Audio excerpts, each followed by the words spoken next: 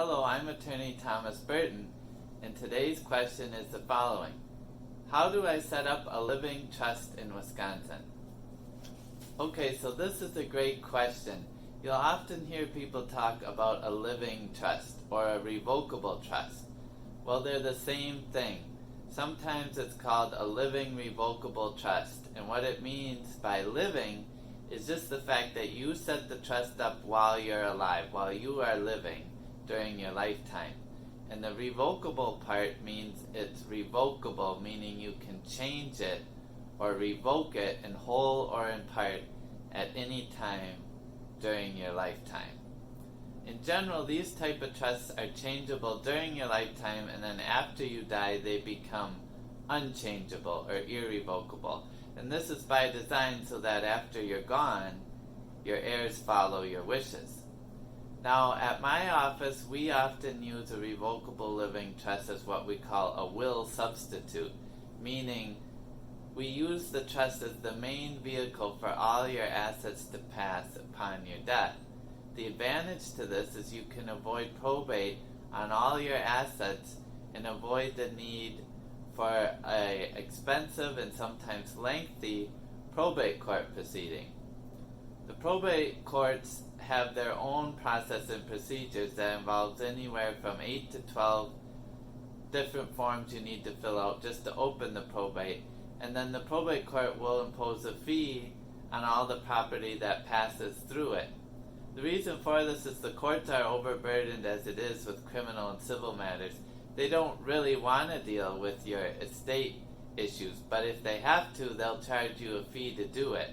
And in addition, if they have to deal with it, they have to look at it from a very neutral third-party point of view. They don't know you at all, so they're going to follow the law strictly, and it is going to be a paper-heavy and cumbersome process. Now, many of my clients who have gone through it tell me they don't want to do another probate if they've gone through it for a friend or loved one. So for this reason, a revocable living trust is often a good option.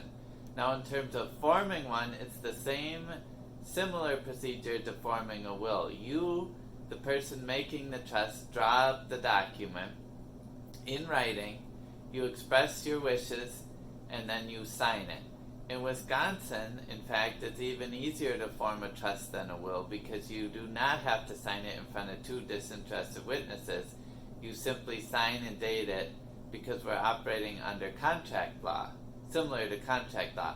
At my office, if you do it with my office, I will notarize your signature because many banks and financial institutions are used to seeing this.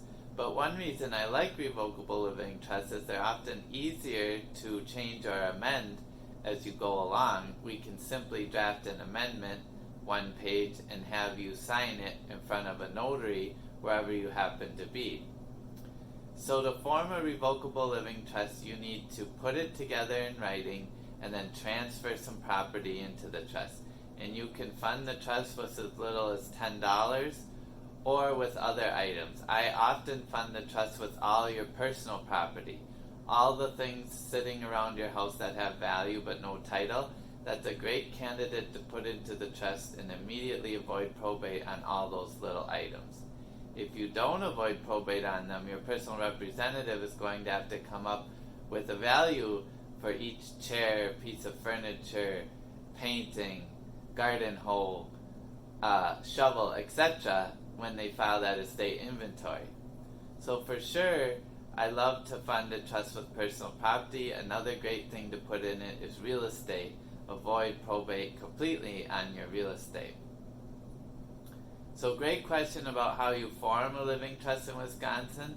I recommend you work with a qualified attorney to do this who can put your wishes into a great flexible document for you, and then you simply approve of the language, sign and date it, and your living trust goes into effect as of that date.